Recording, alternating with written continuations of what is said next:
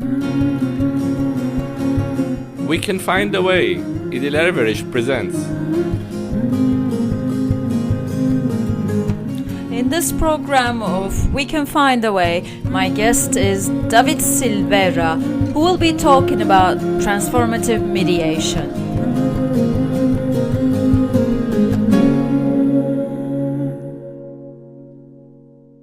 Hello, and after a summer recess in August, welcome back to another program of We Can Find a Way, a podcast about conflict resolution. My name is İdil, and I am back in London after 5.5 months in Turkey, in Istanbul. And we're still alive. COVID is still with us. So this program features David Silvera, who will be talking about transformative mediation, ethnoreligious mediation, and multi-track diplomacy. He will also tell us about mediation in his native Israel. We conducted this interview face-to-face in Tel Aviv back in February 2020, before the world was COVID struck. Dr. David Silvera has been involved in the movement to introduce and develop mediation as an ADR mechanism in Israel since 1998. He first began serving as mediator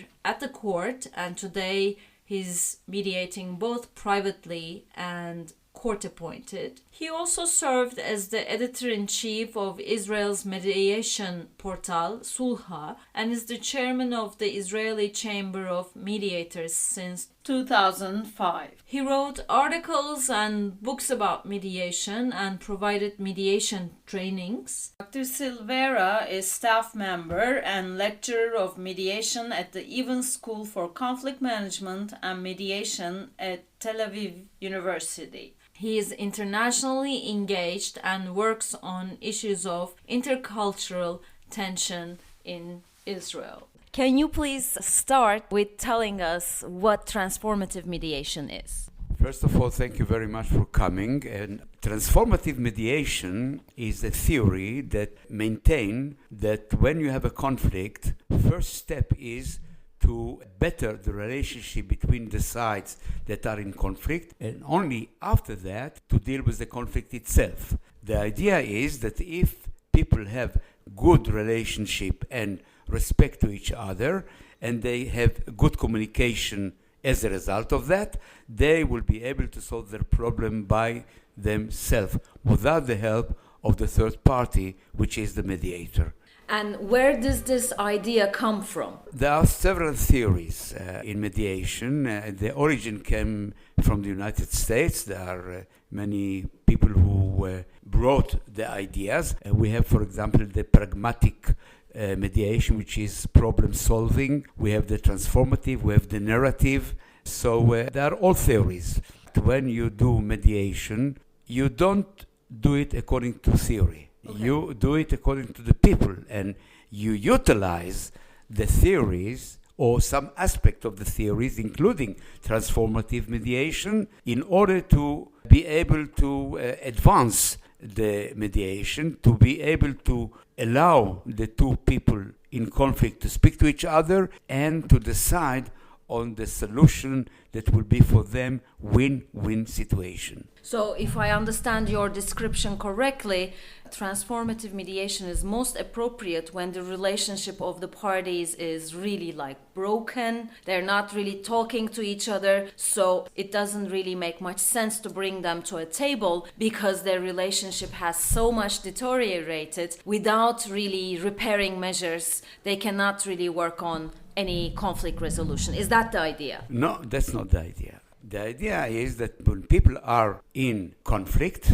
the theory says, don't start to help them solve the problem because of the anger between them. Try, first of all, to better their relationship. This is the first step. Because How do you better their relationship? As you know, that mediation is based on two elements, strategies and the interest. In other words, what people say and what people think and feel. What people write in their application to the court and what people say in the mediation room. Which can be diverging. Yeah, of course. And therefore, the mediator should be a little bit psychologist to try and understand the needs and the interest of the person and his attitude to the other side, and try and work on it to better relationship. I had yesterday a mediation with two people. Person had bought a computer. For 2 years, went to the same laboratory to repair the same problem. He spent a lot of money. He changed many parts, and it didn't work. He went to some other laboratory, and in 2 hours, they solved the problem. So he sued the laboratory and said, please give me the money back. We stayed 3 hours. We tried, first of all, to better the relation. They were so angry with each other. Person who owned the computer asked for 15,000 shekel. The manager of the laboratory said, I'm sorry, I can't give you any money. And we agreed at the end that he will give you, as a present, a hard disk for his wife. And they shook hands and they kissed each other. And they said, sorry that we came to the mediation. The atmosphere became much nicer and better. In other words, we first worked on their relationship, and then they spoke about their needs, and I, as a mediator, took it up to a conclusion and agreement.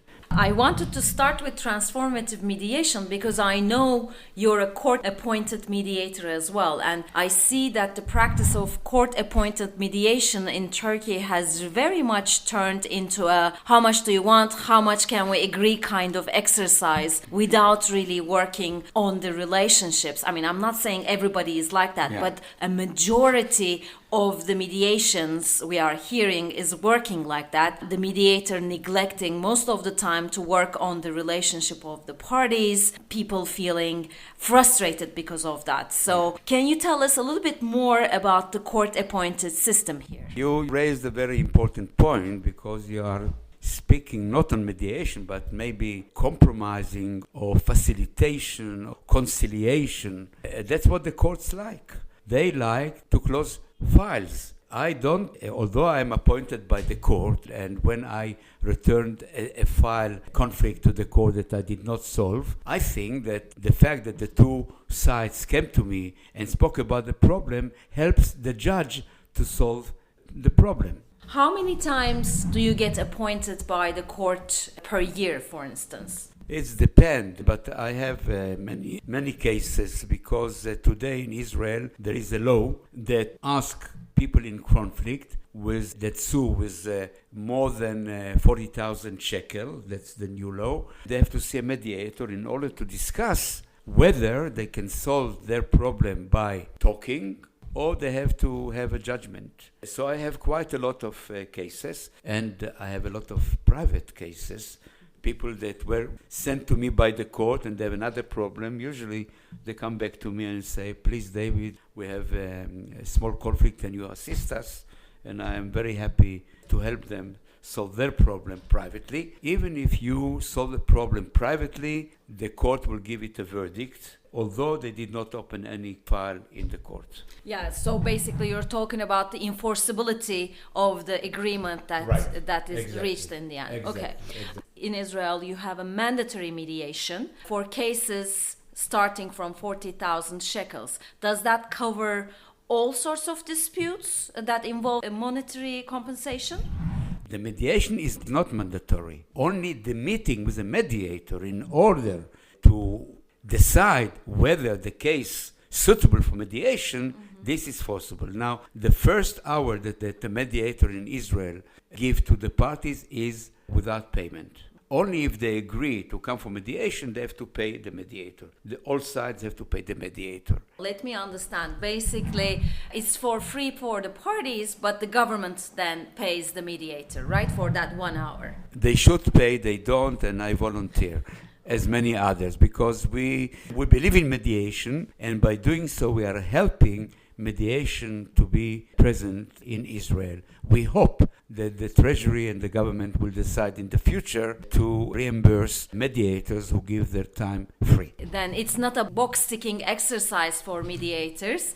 Rather, it's an exercise that they want to really do, get cases and practice mediation. Exactly. And in family court, you can't go to a judge before having up to 4 meetings with social worker or a mediator, also in order to decide whether they can solve the problem by talking to each other or going to mediation, or they think that only a judge can give a verdict and solve their problem. And I guess this involves not only divorce proceedings, but also like child custody, Yes. property disputes, etc. All family disputes of everything, yes, exactly. Can you tell us a little bit more about ethnoreligious mediation? Because I know you're involved in this. What is it? Why are you doing it? When we speak about ethno-mediation, you speak about cultural mediation. You speak about people who have values and norms and beliefs which sometimes could be different from each other. When people don't understand each other, it can bring to hatred, all kind of chaoses. By doing such mediation, also community mediation, you in fact allow people of different religions and different cultures and different beliefs and norms to understand. They don't have to agree, but they have to understand. And when they understand, they usually respect the other people when they meet him or when they have with him any work to do or any discussions and so on. We found by research that were done that all cultures and all religions, there are some things that they do the same. For example, they are angry the same way, they are afraid the same way, they are surprised the same way. The differences are mainly in some beliefs that came from generations and so on. What I'm saying is that people should have mutual respect, and they can express their mutual respect by understanding the inside of each person, each culture, each religion. There are many joint committees of Muslims, Christians and Jews, of rabbis, priests and qadis and so on. And this is in the same direction, to try and bring people of differences to understand each other, respect each other, and as in democracy, live and let live. So basically, you're stressing that the goal here is not an agreement, rather understanding. Exactly. They don't have to agree, but if they understand, they will respect. Eventually, they can come to an agreement if they would like to, but they don't have to.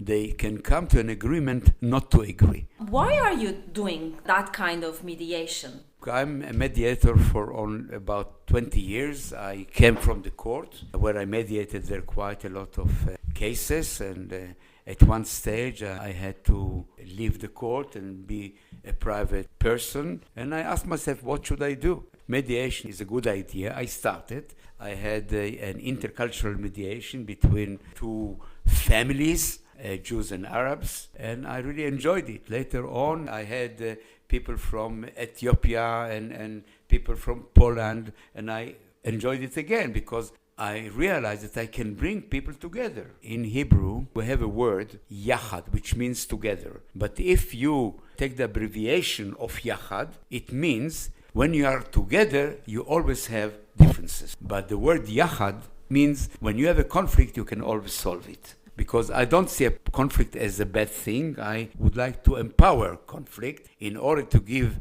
all the people that are involved a good feeling and respect. If they understand, their behavior and attitudes will be much different. Can you give us an example of ethno-religious mediation, also because now that you have mentioned it involved Polish people, Ethiopians, etc.? For example, I gave a seminar for people who solve problems in the Bedouin Peninsula in the south. And you find there different status for men and for women. I was very happy to see in my seminar also women. However, men sat on the right-hand side, women sat on the left-hand side. During the seminar, I said, I don't like this separation, I would like them to cooperate. And therefore, I brought some kind of exercises that involves men and women in the same group. And they all played and they all exercised. And the difference between men and women disappeared. When we finished the exercise, everybody came back to his place. But I'm sure that such exercises give different thinking about men and women relationship in a society that believes that the man is on a higher status than the women. Can you tell us a little bit more about the content of this conflict? What is a typical ethnoreligious mediation involve, for instance? You mentioned some tribes or some different people, but what do they argue about, for instance? For example, in the Bedouin, not according to law, but according to tradition, a person can marry 2 or 3 wives. I had a case that a woman was married to a person as a second wife. And after a while, the man decided to divorce her. But he did not pay her what she needs in order to live. She is a very intelligent and bright, and she applied for mediation for the court. And the court transferred this case to mediation to see what we can do in order that the husband will pay her what she needs. The husband said that he doesn't have work and he doesn't have money, and very hardly he support one woman. That's why he divorced. But there are all kind of obligations, and we involved the family, and the family decided to support him in assisting her until his work will be much better and he'll have more income. Ethno-religious mediation in that sense is not necessarily about the law, but about customs, traditions, and people living according to these customs, traditions, values, and mediation is basically taking those into account rather than dismissing them as irrelevant as a legal system would do. Exactly. The law is in the shadow. We can't take decisions which are against the law. However, we can speak about traditions in the community, in the family, and see what we can do best out of it in order, again, in such mediation, the idea is to better the relations. Everything else have no consequences. What is multi-track diplomacy? Because I understand you are very much involved in it. It's kind of like a continuation of this transformative mediation, but please tell us more. Yes, it refers mainly to diplomacy, international relation between countries and communities. It is mainly the same idea of mediation, but specifically in different communities, business people and academics and so on. NGOs. Ambassador MacDonald from the United States, he was the one who founded this organization, which is based in the United States and have a branch in Israel, not very active yet. Person who brought it here was Professor Avi Moses Carmel from Salisbury University, who emigrated to Israel, and we are trying together to enlarge the idea of multi-track diplomacy, which for us in Israel could be very, very important in relationship to the Arab countries around us. Basic idea is, as you said, transformative mediation, but in the international context. It basically says, okay, even if the governments can be up in arms with each other, the communities don't have to be, right? I mean, can you tell us a little bit more? Because you gave the example of Israel and Arab countries around you. What do you envision? Well, I speak mainly on human relation and community relation. I'll give you an example. I was invited to a conference in Egypt. It was in 1989 when the relationship between Egypt and Israel were very bad. The president was then Hosni Mubarak. The conference was of adult education. The European adult education invited me, and I participated there with another 2 people. I mention this because only yesterday I put on my Facebook pictures from Alexandria, visiting the Jewish synagogue that was now renovated with $4 million by the Egyptian government. What we did then, we visited synagogue, mosque, and church. There were people from all over the world. And when I was there, I felt at home. I had very good relation with people who came from Syria, and no diplomatic relation with Syria, with Saudi, with Libya, with many other countries that Israel has no relation. And we developed personal relation until today. I'm in contact with many people, even in Egypt, that we became very, very friendly. And I think that such meetings, personal respect, can influence policies. because the people who participated in the conference were decision makers in many important organizations and the government. I met in Egypt the Minister of Education. People told me then, you don't have a chance because he will not speak to Israelis. And then I was surprised that he said, let's have a picture, which I have it until today, and I was very happy. This is part of the results of the idea of having personal relations and acquaintances with people of different cultures and different countries, even if there are no diplomatic relation between the states. It will come somehow, including youth. You have also seminars in the United States, in Europe, conferences that Israeli youth and Palestinian youth are together. Many years ago, after the war, there were no diplomatic relation between Israel and Germany. But then there were youth groups. I was then a student at the university. I was secretary of the Student Union. And we allowed meetings of Israelis and Germans to speak about the Holocaust and the war and so on. And the meeting took place in Europe, after that in Germany, in Israel, in London, in Paris, and so on. And, and today we have good relationships. But it started by having such discussion with the people, the youth and the people and adults and so on. So I give a lot of importance for human meeting, community meetings, all kind of sending delegation to other countries, having receptions.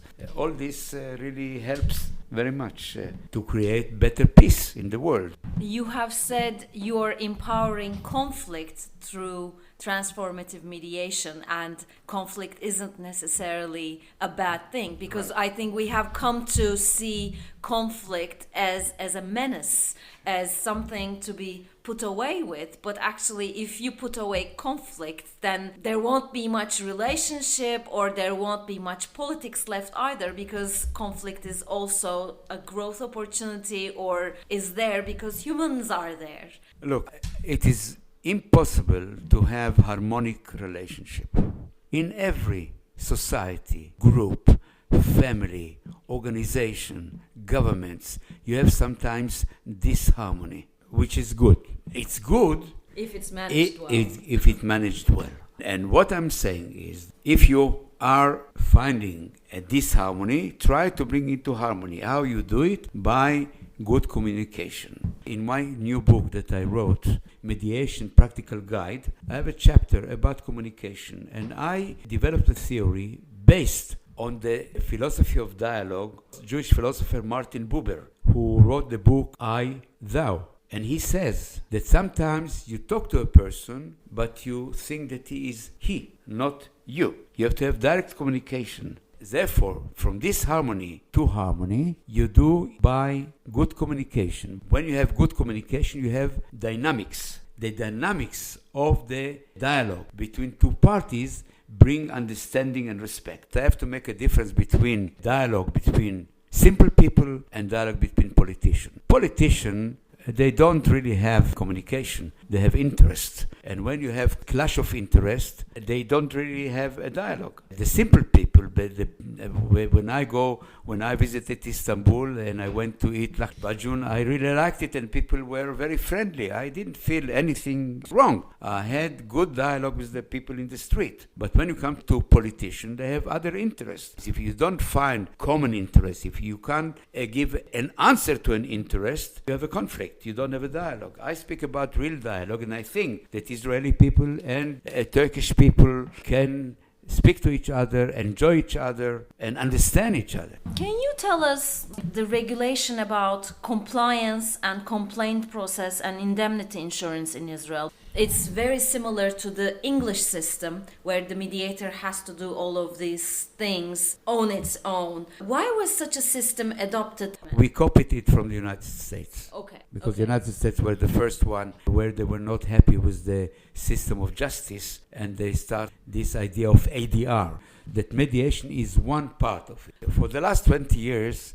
there were very little regulation, and mediation is not considered as a profession. However, the mediator organizations that exist in Israel already submitted some suggestion for a new law. A mediator will be like a psychologist, a lawyer. We already have all organizations wrote code of ethics. We have a new law who can be a mediator. For example, a mediator should have an academic degree. But doesn't have to be a lawyer. Doesn't have to be a lawyer. But there are certain criteria that he has to obtain in order to be a mediator and be on the list of the court. In few years, also in Israel, mediation will turn to be a profession, like a lawyer, like a psychologist, like a social worker, and so on. This is the aspiration of mediators and the mediators organization. I don't know how the government looked at it, but at the moment is more as a free activity. Although there are some regulations.